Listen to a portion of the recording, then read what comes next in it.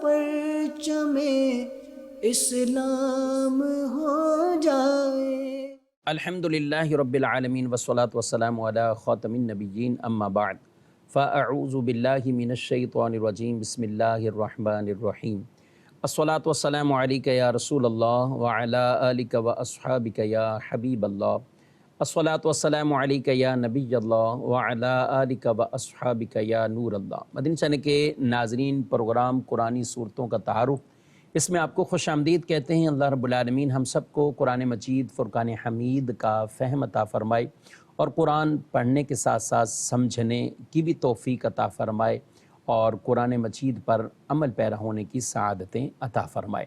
ناظرین کرام، اس پروگرام میں بالترتیب الحمدللہ صورتوں کا تعارف یہ سلسلہ جاری ہے اور 29ویں پارے میں سورۃ الحاقہ تک یہ مکمل ہوا۔ آج ہم سورۃ المعارج اس کے حوالے سے کچھ پس منظر اور اس سورہ مبارکہ کے کچھ مضامین پر آج گفتگو کریں گے۔ یہ سورہ مبارکہ قرآن مجید فرقان حمید کے ترتیب تلاوت کے اعتبار سے اس کا نمبر 70 ہے اور ترتیب نزول کے اعتبار سے 79 نمبر پر ہے۔ یعنی قرآن مجید نزول ہوتا گیا قرآن مجید فرقان حمید۔ اب ایک ترتیب ہے ترتیب تلاوت اور ایک ترتیب ہے ترتیب نزول۔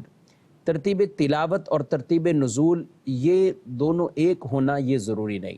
نزول تو آیتیں ہوتی گئیں حسب حال، لیکن ترتیب تلاوت مراد یہ ہے کہ جو لوح محفوظ پر ترتیب تھی اسی کے مطابق صحابہ کرام علیہ رضوان کو پیارے نبی صلی اللہ علیہ وآلہ وسلم نے اسے محفوظ رکھنے، یاد رکھنے کا جو تلقین اور حکم ارشاد فرمایا، اور وہ ہے ترتیب تلاوت۔ سبحان اللہ، یہ قرآن کا اعجاز ہے، یہ قرآن کا حسن ہے کہ اس ترتیب کے ساتھ آج بھی قرآن ہمارے پاس موجود ہے اور یہ محفوظ ہے۔ اللہ پاک نے قرآن نازل کیا ہے اور اس کی حفاظت کا ذمہ بھی اللہ نے اپنے ذمہ کرم پر لیا ہے۔ تو 29ویں پارے میں یہ سورہ مبارکہ ہے اور اس کے 2 رکوع ہیں اور اس کی کل آیتیں یہ 44 اس کی آیتیں ہیں۔ سورہ مبارکہ مکہ مکرمہ میں نازل ہوئی۔ قرآن مجید کی اکثریت جو صورتیں ہیں وہ مکہ مکرمہ میں نازل ہوئیں، تو ان کو اسی نسبت سے مکی صورت کہا جاتا ہے۔ معارج کا معنی ہے بلندیاں، اور چونکہ اسی سورہ مبارکہ کے اندر معارج کا کلمہ یہ لفظ موجود ہے، اسی نسبت سے اس سورہ مبارکہ کا نام سورۃ المعارج ہے۔ مکی صورت ہے تو اس کے مرکزی جو مضامین ہوتے ہیں، کیونکہ مکی صورتوں میں عام طور پر توحید، رسالت اور بالخصوص آخرت کے حوالے سے، قیامت کے حوالے سے، مرنے کے بعد اٹھائے جانے کے حوالے سے ان کا بڑا تذکرہ موجود ہے۔ اس میں بھی چونکہ قیامت کے حوالے سے اور اس عذاب کے حوالے سے وہ ذکر موجود ہے اور اس میں بھی وہ موجود ہے، اور بالخصوص جو کفار مسلمانوں کا معاذ اللہ مذاق اڑاتے یا نبی کریم صلی اللہ علیہ وسلم سے سوالات طرح طرح کے کرتے کہ اگر یہ قیامت نے آنا ہے تو پھر کب آنا ہے، اگر کوئی عذاب نے آنا ہے تو پھر کب آنا ہے، تو طرح طرح کے سوال، تو اللہ پاک نے ان کے جوابات بھی اسی سورہ مبارکہ کے شروع میں ہی ارشاد فرمائیے۔ چنانچہ ارشاد فرمایا آیت نمبر 1 اور 2 میں فرمایا سأل سائل بعذاب واقع للکافرین لیس لہ دافع، ایک مانگنے والے نے وہ عذاب مانگا جو کافروں پر واقع ہونے والا ہے، اس کو کوئی ٹالنے والا نہیں۔ اب اس آیت مبارکہ اس کے شان نزول میں پس منظر میں مختلف اقوال بیان کیے گئے۔ ایک قول یہ بیان کیا گیا کہ جنہوں نے رسول اللہ صلی اللہ علیہ وسلم سے آ کے کفار نے یہ سوال کیے کہ یہ عذاب کن پر آنا ہے اور یہ کب آئے گا، اس کے حقدار کون ہیں، تو جب اس طرح کی مختلف سوالات کیے تو اللہ پاک نے یہ جواب دیا اور اللہ پاک نے ان آیتوں کو نازل کیا سأل سائل بعذاب واقع، کہ جب ایک سوال کرنے والے، ایک مانگنے والے نے یہ مانگا، یعنی گویا کہ اس عذاب کو طلب کیا اور یہ سوال کیا اس کا، تو اس کے جواب میں اب یہ طرح طرح سے ہے۔ سآلہ یعنی سوال کرنا اس طور پر بھی ہے، مانگنا بھی۔ ایک قول یہ بھی ہے کہ نبی کریم صلی اللہ تعالیٰ علیہ وآلہ وسلم نے جب ان کے لیے کہا کہ ان پر عذاب نازل ہو، تو اس وقت یہ اس کے جواب میں بھی یہ آیتیں ہیں۔ اور ایک قول یہ ہے کہ جو سورہ انفال کے اندر جنہوں نے یہ کہا تھا کہ اے اللہ اگر یہ حق ہے تو پھر آسمانوں سے ہم پہ عذاب نازل کر، تو اس عذاب مانگنے والے کے جواب میں یہ ہے۔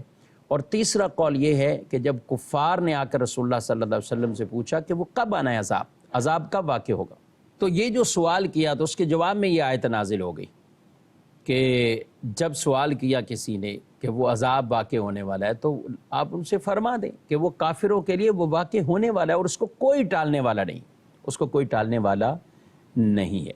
آگے فرمایا من اللہ ذی المعارج تعرج الملائکۃ والروح الیہ فی یوم کان مقدارہ 50,000 سنہ، اللہ کی طرف سے ہوگا جو بلندیوں کا مالک ہے، فرشتے اور جبریل اس کی بارگاہ کی طرف چڑھتے ہیں، وہ عذاب اس دن میں ہوگا جس کے مقدار 50,000 سال ہے، یعنی جس ایک دن کی مقدار 50,000 سال۔ یہاں جو معارج ارشاد فرمایا گیا، بلندیوں کا مالک، اسی نسبت سے اس سورہ مبارکہ کا نام سورہ معارج ہے، اور یہ ارشاد فرمایا کہ اسی کی طرف چڑھتے ہیں۔ کون چڑھتے ہیں؟ ملائکہ اور روح، یعنی حضرت جبریل امین علیہ السلام، یہ اسی کی طرف یعنی ان بلند مقام اور مراتب پر فائز ہوتے ہیں۔ اور اس سے مراد یہ بھی لیا گیا ہے کہ جو اللہ کے نیک بندوں کو ان انعامات کے طور پر اللہ تعالیٰ خاص ان بلندیوں والے مقام پر انہیں فیض فرمائے گا، یعنی اچھے اعمال کی وجہ سے جو قرب الہی حاصل کریں گے، اللہ کے قرب کو حاصل کریں گے، سبحان اللہ۔ اور یہ بھی اس سے مراد کہ جنت کے بہت عظیم مقام پر وہ ہوں گے، اور اس کی کئی روایات احادیث طیبہ میں موجود ہیں۔ نبی کریم علیہ السلام نے فرمایا جنت کے 100 درجات ہیں، ہر 2 درجوں کے درمیان زمین اور آسمان جتنا یہ فاصلہ ہے، اور فردوس جنت کا سب سے بلند درجہ ہے، اسی سے جنت کی 4 نہریں نکلتی ہیں، اور اس کے اوپر عرش ہے، پس تم جب اللہ سے سوال کرو تو فردوس کا سوال کرو، یعنی اللہ ہمیں جنت الفردوس عطا فرمائے۔ اور صحیح بخاری اور صحیح مسلم کی ایک اور حدیث پاک ہے جس میں ارشاد فرمایا بے شک اہل جنت اپنے اوپر بالا خانے والوں کو دیکھیں گے، یعنی جو ان سے اوپر ہوں گے ان کو بالا خانے والوں کو دیکھیں گے، جیسا کہ وہ اس روشن ستارے کو دیکھتے ہیں جو مشرقی یا مغربی افق میں ہوتا ہے، یعنی اتنا دور بھی ہو تو اسے نارمل لوگ آرام سے ملاحظہ کرتے ہیں، دیکھتے ہیں، کیونکہ اہل جنت کے درمیان فضیلت کے درجات ہوتے ہیں۔ مسلمانوں نے پوچھا یا رسول اللہ صلی اللہ علیہ وسلم یہ انبیاء کے منازل ہیں جن میں وہی صرف ہوں گے، ان کے علاوہ کوئی اور نہیں ہوگا؟ رسول مکرم صلی اللہ علیہ وسلم نے فرمایا جس ذات کے قبضہ قدرت میں میری جان ہے، یہ وہ لوگ ہوں گے کہ جو اللہ پر ایمان لائے اور انہوں نے رسولوں کی تصدیق کی، رسولوں کی تصدیق کی۔ اب یہاں پر دونوں طرح کی یہ ڈیٹیل اور تفصیل بھی بیان فرمائی گئی، یعنی فرشتے چڑھتے ہیں اور روح امین یعنی جبریل امین، یعنی اس مقام پر جہاں وہ اللہ پاک کی طرف سے احکامات نازل ہوتے ہیں اور پھر وہ لے کر اترتے بھی ہیں۔ اب اس کو ایک اور شان فرشتوں کی یہ دیکھیں کہ اللہ نے انہیں کتنی طاقت عطا فرمائی۔ وہ طاقت اتنی عطا فرمائی ہے کہ اگر کوئی زمین سے یعنی زمین کے نیچے سے اگر اس مقام تک پہنچنا چاہے تو یہ جو کہا نا 50,000 سال، ایک تو یہ کہ قیامت کے دن کے بارے میں یہی ہے، اور اگر کوئی یہ ویسے ہی چڑھنا چاہے تو یہ 50,000 سال لگ جائیں اسے وہاں تک پہنچتے ہوئے۔ لیکن یہ فرشتے اللہ کے وہ ہیں جن کو اللہ نے اتنی نورانی اور خوبصورت یہ طاقتیں عطا فرمائی کہ یہ لمحے بھر میں وہاں پہنچ جاتے ہیں اور وہاں سے نیچے بھی آ جاتے ہیں۔ اب اور ایک قول یہ جو 50,000 سال اور 1,000 سال کے بارے میں بھی ہے کہ بعضوں کے لیے وہ 1,000 سال ہوگا۔ یہ کیا ہے؟ یہ ارشاد فرمائے جسے ہم دنیاوی اعتبار سے جتنا وقت لگتا ہے، کفار کے لیے قیامت کا دن سخت ہوگا، اور جتنا دنیا میں 50,000 سال یا 1,000 سال یہ گزر گئے تو اتنا ہی وہ وقت انہیں محسوس ہوگا، ورنہ قیامت کا دن ہے، یعنی وہ ایسا نہیں کہ وہاں بھی سورج نکلے گا، غروب ہوگا، رات آئے گی، یہ ہوگا، نہیں، وہ ایک دن ہی اتنا لمبا ہوگا۔ لیکن ایمان والوں کے لیے وہ دن بڑا ہی سہل ہوگا، آسان ہوگا، سبحان اللہ۔ نبی کریم علیہ الصلوۃ والسلام نے فرمایا ہے کہ مومنوں پر، ایمان والوں پر وہ دن اتنا ہلکا ہوگا کہ جیسے ایک نماز کا بھی وقت گزرا، ایک نماز جس میں دنیا میں پڑھتا تھا یا اس سے بھی کم، وہ ان کے لیے بڑا ہلکا ہوگا۔ اللہ ہمیں دنیا میں نمازیں پڑھنے کی توفیق دے کہ قیامت کے دن وہ دن ہمارے لیے بھی ایسا سہل ہو جائے، ہلکا ہو جائے۔ اللہ ہمیں عافیت، سلامتی اور ایمان پر ہمارا خاتمہ فرمائے، آمین۔ اور یہ یاد رکھیں ناظرین کرام، قیامت کے دن ان کفار کی جو حالت ہوگی، جو اگلی ان آیات میں بیان کیا گیا ہے کہ وہ ایک دوسرے کے دوست بھی ہوں گے نا، تو وہ اس کا حال چال نہیں پوچھیں گے، اس سے کچھ نہیں پوچھیں گے، بلکہ وہ تمنا کریں گے، طلب کریں گے کفار کہ کاش ہماری اولادیں، ہماری بیوی، ہمارے بچے، ہمارے بھائی، یہ سب کچھ بھی اگر فدیہ لے لیا جائے اور اس سے چھٹکارا مل جائے ہمیں اس قیامت کے دن سے، اور اس کی جو ہولناکیاں ہیں اس سے چھٹکارا مل جائے۔ اللہ اکبر۔ یعنی دنیا میں جن کے ساتھ آدمی سب کچھ گویا کہ ان کے لیے قربان کرتا تھا، آج وہ اس کے لیے طلب کر رہے ہیں اور تمنا کر رہے ہیں کہ یہ بھی چلا جائے۔ قرآن میں اللہ فرماتا ہے لا یسأل حمیم حمیما یبصرونہم یود المجرم لو یفتدی من عذاب یومئذ ببنیہ وصاحبتہ واخیہ وفصیلتہ التی تؤوی ومن فی الارض جمیعا ثم ینجیہ۔ اور کوئی دوست کسی دوست سے حال نہ پوچھے گا، وہ ان کو دکھائے جا رہے ہوں گے۔ مجرم آرزو کرے گا کاش اس دن کے عذاب سے چھوٹنے کے بدلے اپنے بیٹے دے دے، اور اپنی بیوی، اور اپنا بھائی، اور اپنا کنبہ جو اسے پناہ دیتا تھا، اور جتنے لوگ زمین میں ہیں سب کے سب، پھر یہ بدلہ دینا اسے بچا لے۔ یعنی کہ وہ کہے کہ یہ سب کچھ اس کا بدل ہو جائے اور مجھے اس سے بچا لیا جائے، لیکن ایسا نہیں ہوگا۔ اللہ فرماتا ہے کلا انہا لظیٰ نزاعۃ للشوا، ہرگز نہیں، وہ تو بھڑکتی آگ ہے، کھال کھینچ لینے والی، کھال کھینچ لینے والی۔ یعنی کافروں کو یہ جواب دیا جائے گا کہ یہ جتنا کچھ بھی تم کہہ رہے ہو کہ فدیہ آج ہو جائے اور اس کے بدلے میں وہ عذاب سے بچ جائیں، نہیں، وہ دوزخ کے عذاب سے پھر بچ نہیں پائیں گے۔ اور کئی اور مقام پر بھی اللہ نے اس کے بارے میں ذکر فرمائے۔ ایک جگہ فرمائے ان الذین کفروا لو ان لهم ما فی الارض جمیعا ومثلہ معہ لیفتدوا بہ من عذاب یوم القیامہ ما تقبل منہم ولہم عذاب علیم۔ بے شک اگر کافر لوگ جو کچھ زمین میں ہے وہ سب اور اس کے برابر اتنا ہی اور اس کے ساتھ ملا کر قیامت کے دن کے عذاب کے چھٹکارے کے لیے دیں تو ان سے قبول نہیں کیا جائے گا، ان سے قبول نہیں کیا جائے گا، اور ان کے لیے دردناک عذاب ہے، ان کے لیے دردناک عذاب ہے۔ اور حدیثوں میں بھی ہے کہ اللہ تعالیٰ جہنمی سے، یعنی ان کفار سے، ان جہنمیوں میں سے ایک جہنمی سے فرمائے گا کہ اگر سارا کچھ یہ ساز و سامان تمہیں دے دیا جائے اور تم فدیے میں دے کر اس سے چھوٹ جاؤ، تو وہ کہے گا ہاں میں یہی کروں گا کہ سب کچھ وہ فدیے میں دے کر میں چھوٹ جاؤں۔ تو فرمایا جائے گا کہ دنیا میں تمہارے سے مطالبہ بڑا تھوڑا کیا تھا، وہ تھوڑا تھا مطالبہ، اور وہ اتنا ہی تھا کہ شرک نہ کرو، اللہ کے نبی اور رسولوں پر ایمان، یعنی جو اس کے تقاضے ہیں وہ پورے کرو۔ تو دنیا کا مطالبہ وہ تھوڑا تھا، وہ تم نے نہ مانا، وہ تم نے نہ مانا۔ اور ناظرین کرام، یہ سخت سے سخت ایسے عذابوں کو بیان کیا گیا، اور یہ جو فرمایا نا کہ وہ کھال کھینچ دینے والی، تو کھال ایک دفعہ ادھڑ گئی چلے گی تو یہ ختم نہیں ہونا۔ جہنمیوں کے لیے ہوگا کہ نہیں، کھال پھر بن جائے گی، پھر بن جائے گی، یعنی وہ اسی عذاب میں گرفتار رہیں گی، اسی عذاب میں۔ آج دنیا میں وقت ہے جب دنیا میں آدمی کے پاس سب کو ٹھاٹ باٹ ہے تو وہ سمجھتا ہے شاید مجھے کچھ بھی نہیں ہوگا، شاید مجھے کوئی تکلیف نہیں پہنچے گی، شاید میں نے، وہ سمجھتا ہے کہ میں نے ہمیشہ رہنا، یہ نہیں انسان ہے، وہ اس طرح کے اس کے تصورات ہے۔ اور اگر مرنے کے تصورات بھی ہیں، عقیدہ بھی ہے، لیکن اس کی ظاہری زندگی ایسی بتا رہی ہوتی کہ یہ تو سمجھتا ہے سب کچھ ہے میرے پاس۔ آج دنیا میں بھی کوئی بیماری آ جائے نا اور موذی مرض لگ جائے، 2-2 4-4 مہینے بعد ان کی شکلیں، ان کے چہرے، ان کے جسم دیکھنے والے ہوتے کہ یہ کیسے مرض میں مبتلا ہو گیا۔ اللہ اکبر۔ اس لیے کبھی بھی یہ اپنے مال کی، جسم کی اور اپنے حسن کی، خوبصورتی کی، اس پہ کوئی گھمنڈ نہ کرے، اس پہ کوئی خود کو وہ نہ سمجھے کہ یہ بس میں ہوں اور مجھے یہ ملا ہوا سب کچھ، چلا گیا تو پتہ بھی نہیں چلے گا، ایک لمحے میں ادھر سے ادھر ہو جائے گا۔ اسی صورت میں اللہ پاک نے کیا ارشاد فرمایا ہے؟ فرمایا ان الانسان خلق ہلوعا اذا مسہ الشر جزوعا واذا مسہ الخیر منوعا۔ اللہ اکبر۔ بے شک آدمی بڑا بے صبرہ حریص پیدا کیا گیا ہے، بے صبرہ بھی ہے اور حریص بھی ہے۔ جب اسے برائی پہنچے تو سخت گھبرانے والا ہو جاتا ہے، اور جب اسے بھلائی پہنچے تو بہت روک رکھنے والا ہو جاتا ہے، بہت روک رکھنے والا۔ مطلب یہ ہے کہ جب اسے برائی پہنچ جاتی ہے، کوئی اسے تکلیفیں پہنچتی ہیں، مالی کمی پہنچتی، بیماری ہے، پھر بے صبرہ ہو جائے گا، پھر گھبرا جائے گا۔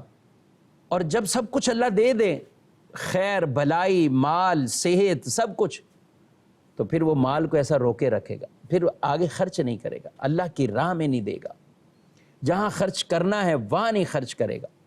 تو انسان کی یہ کیفیت بیان کی۔ یاد رکھو، اللہ تعالیٰ دے کر بھی آزماتا ہے، لے کر بھی آزماتا ہے، کبھی دے کر آزماتا ہے اور کبھی لے کر آزماتا ہے۔ تو حرص والے انسان کو، بے صبرہ انسان، یہ سب کچھ بیان کیا، مگر کچھ کا استثناء فرمایا، الا المصلین، مگر وہ نمازی، الذین هم علی صلاتہم دائمون، جو اپنی نماز کی ہمیشہ پابندی کرنے والے۔ یعنی اوورال انسان بے صبرہ ہے، حریص ہے، مگر چند نماز کی پابندی، یعنی فرائض نماز پابندی سے ادا کرنے والے۔ نمبر 2، اپنے مال سے واجب صدقات نکال دینے والے۔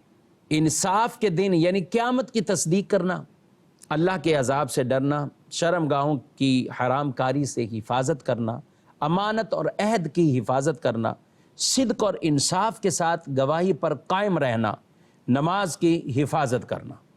یہ وہ اوصاف ہیں جو اگلی آیات میں یہ بیان کیے گئے کہ جن کا استثناء کیا گیا، ورنہ انسان یہ ہے، یہ اوصاف والے ہیں تو وہ انسان بڑے اچھے انسان ہیں۔ اب وہ اوصاف والی آیتیں اللہ پاک فرماتا ہے، والذین فی اموالہم حق معلوم للسائل والمحروم، وہ جن کے مال میں ایک معلوم حق ہے، اس کے لیے جو مانگنے اور اس کے لیے جو محروم رہے، یعنی جو لوگ سائل کرنے والے، جن کے لیے سوال حلال ہے، اور وہ جو محروم ہیں مال سے، ان کا حق ان کے اموال میں کہ یہ انہیں ادا کرے۔ تو یہاں بطور خاص وہ حق زکوٰۃ کا حق ہے کہ لوگ اس کو بھی روک کر بیٹھ جائیں، وہ زکوٰۃ کا حق بطور خاص یہاں پر بیان کیا گیا۔ اور یہ سخت سے سخت وعیدوں کو، بلا وجہ سوال کرنے والے کو، جن کے لیے سوال حلال نہیں، ان کی وعیدوں کو بیان کیا، اور روکنے والوں کے لیے بھی وعیدوں کو بیان کیا۔ ایک حدیث ہے، یہ دیکھیں کیا فرمایا، ارشاد فرمایا نبی کریم علیہ السلام نے، فقیر ہرگز بھوکے ہونے کی تکلیف نہ اٹھائیں گے مگر مالداروں کے ہاتھوں میں۔ سن لو، ایسے مالداروں سے اللہ تعالیٰ سخت حساب لے گا اور انہیں دردناک عذاب دے گا، ان کو دردناک عذاب دے گا۔ اور ایک روایت میں قیامت کے دن مالداروں کے لیے محتاجوں کے ہاتھوں سے خرابی ہوگی، محتاجوں کے ہاتھوں سے خرابی ہوگی، یعنی محتاج فقیر اللہ کی بارگاہ میں کہیں گے، یا اللہ ہمارے لیے جو حق رکھا تھا وہ ان کے مال میں رکھا تھا اور انہوں نے نہیں دیا، انہوں نے وہ حق ہمیں نہیں دیا، اور ظلماً وہ ہم سے روک کے رکھا ہے۔ اللہ کیا ارشاد فرمائے گا، مجھے اپنی عزت جلال کی قسم، تمہیں میں اپنا قرب دوں گا اور ان کو دور رکھوں گا، ان کو وہ قرب نہیں دوں گا۔ مزید اگلی آیات میں جو ارشاد فرمایا، والذین هم من عذاب ربهم مشفقون، اور وہ جو اپنے رب کے عذاب سے ڈر رہے ہیں، اپنے اللہ کے عذاب سے ڈر رہے ہیں۔ یہ بھی ایک وصف ہے، خوبصورت ہے، کہ آدمی بے خوف نہ ہو جائے، دل میں خوف بھی ہو، یعنی اس کی زندگی امید اور خوف دونوں کے درمیانی کیفیت میں ہو، اللہ کی رحمت سے مایوس بھی نہ ہو اور بے خوف بے باک یہ نہ ہو جائے، بے باک یہ نہ ہو جائے، اسے ڈر بھی ہو، اسے خوف بھی ہے، اسے ڈر بھی ہے۔ یعنی وہ یہ نہ سمجھ لے کہ میں بہت نیکوکار، میرے اعمال بہت زیادہ، میں نے بڑی نیکیاں کر لیں۔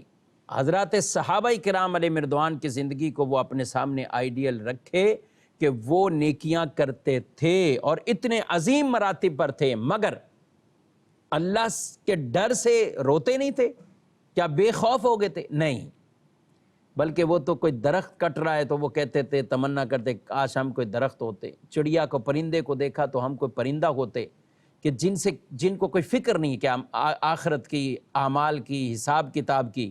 ہم تو آزمائش میں مبتلا کیے گئے کہ ہم سے آخرت میں یہ سب کچھ پوچھا جائے گا۔ تو امید بھی ہو اور خوف، یہ دونوں کی کیفیات میں آدمی رہے۔ آگے فرمائے، ان عذاب ربہم غیر مأمون، بے شک ان کے رب کا عذاب بے خوف ہونے کی چیز نہیں ہے۔ جو عذاب ہے نا، تو اس میں آدمی پھر خوف میں رہے. یہ صفت اپنے اندر پیدا کرنی ہے ناظرین اکرام. یعنی آدمی اعمال بھی بجا لائے جیسے کرنے کا حق ہے، اور پھر اس کے ساتھ ساتھ وہ بے خوف نہ ہو جائے، عذاب سے بے خوف نہ ہو جائے، اللہ سے رحمت کی امیدیں بھی رکھے اور ڈر بھی لگتا رہے. پھر ان اعمال میں بھی تو چونکہ غلطیاں واقع ہو جاتی، خطائیں ہو جاتی ہیں، تو وہ یہ ڈرتا رہے اور یہ کیفیت اپنے اندر پیدا کرے کہ یہ عمل تو کر لیا لیکن اب اللہ سے قبولیت کی دعا مانگتا رہے، ڈرتا رہے. یہ وصف حضرات صحابہ کرام علیہ مردوان، ہمارے اسلاف بزرگوں کے اندر یہ نمایاں وصف پایا جاتا تھا. آج ہمارے اندر اس کا فقدان ہے، اور یہ شیطان انسان کو بڑا ایسا بنا دیتا ہے کہ نہیں بہت کچھ کر لیا، ساری نمازیں بھی پڑھ لی، نفل کام بھی کر لیے، صدقہ بھی کر لیا، اب بے فکر ہو جاؤ. نہیں، یہ شیطان ایسا ہے کہ جو بے خوف کرتا ہے، مگر قرآن ہمیں یہ بتا رہا ہے کہ دل میں یہ وہ خوف پیدا ہونا چاہیے، وہ خوف کی کیفیت پیدا رکھنی چاہیے. اور اگلا ایک وصف جو بیان کیا، اچھے لوگوں کا جو وصف بیان قرآن میں بیان فرمایا، اچھے مسلمانوں کا جو وصف بیان کیا، والذین هم بشہاداتہم قائمون، اور وہ جو اپنی گواہیوں پر قائم رہنے والے ہیں، وہ جو اپنی گواہیوں پر قائم رہنے والے، یعنی اپنی گواہیوں پر وہ ایسے قائم رہتے ہیں کہ نہ تو کسی کے ساتھ زیادتی کرتے ہیں اور نہ کسی کی وجہ سے گواہیوں کو چھپا دیتے ہیں. رشتہ دار آ گیا، دوست ہے، تو اب کچھ ہیلے بہانے یوں سوچنا، یا جھوٹ ہی بول دینا، یا جھوٹیاں گواہیاں دے دینا، کہیں حقیقت نہیں پتہ لیکن جھوٹی گواہی دے دینا. یاد رکھیں ان کی بڑی وعیدیں ہیں. نبی کریم علیہ الصلوۃ والسلام ارشاد فرماتے ہیں کہ جھوٹے گواہ کے قدم ہٹ نہیں پائیں گے اپنی جگہ سے، مگر یہ کہ اللہ اس کے لیے جہنم لکھ دیتا ہے. تو جو جھوٹی گواہی دیتے، کسی کے حق میں جھوٹ بول دینا، جھوٹی گواہی دینا، یہ ناظرین کرام بالکل قطعاً غلط اور ناجائز اور ان کبیرہ گناہوں میں بھی سے شمار فرمایا گیا ہے. تو اس لیے جب گواہی کا موقع ہو تو بھی سچی گواہی دی جائے، اور اس میں کوئی پاسداری، کوئی روح رعایت اپنے دوست احباب رشتہ دار کسی کے نہیں، بس اللہ کے لیے اس سچی گواہی کو جو کچھ ہے وہ بول دیا جائے. آج افسوس سے کہنا پڑتا ہے جھوٹے گواہ خریدے جاتے ہیں، عدالتوں میں باقاعدہ پیش ہو جاتے ہیں، قرآن اٹھا لیتے ہیں، قرآن اٹھا کر وہ بیان دے دیتے ہیں. الامان الحفیظ. ایسے لوگوں کو مرنا نہیں، مرنا ہے. وہ کتنا دنیا میں رہیں گے، کچھ نہیں رہ پائیں گے، کوئی عرصہ دنیا میں یہ نہیں گزار پائیں گے. ہم ان سے بڑے بڑے جو بڑے منصب اور عہدوں والے تھے وہ بھی چلے گئے، انہوں نے بھی چلے جانا. اس لیے اس دن کی تیاری کے لیے آج اگر اس طرح کے کام سے توبہ طائب ہوں گے فابیہا، ورنہ ان بطش ربک لشدید، تیرے رب کی پکڑ بڑی سخت ہے، تیرے رب کی پکڑ بڑی سخت. اللہ پاک ہم سب کو اچھے مسلمان والے جو اوصاف ہیں وہ اپنانے کی توفیق عطا فرمائے، اور جو ایسے اوصاف ہیں جن سے بچنا ہے، جو برے اوصاف ہیں، قرآن جن کی مذمت بیان کر رہا ہے، ان سے اللہ ہمیں بچنے کی توفیق عطا فرمائے. آمین بجاہ النبی الامین صلی اللہ علیہ وآلہ وسلم.